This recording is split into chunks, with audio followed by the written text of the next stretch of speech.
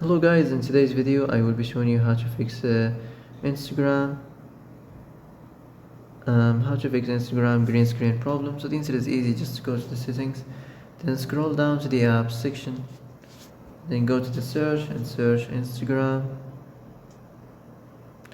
and then go to the storage, and here you will find this clear cache option. Click on it. Now you can go check it if it works, and if it didn't you can try to restart your phone or turn the Wi-Fi off and on, or the Bluetooth or the airplane mode. Also you can try to clear data, but be careful. If you clear data, all this application's data will be deleted. This includes all files, the settings, the accounts, the databases, etc. So be careful if you want to clear your data.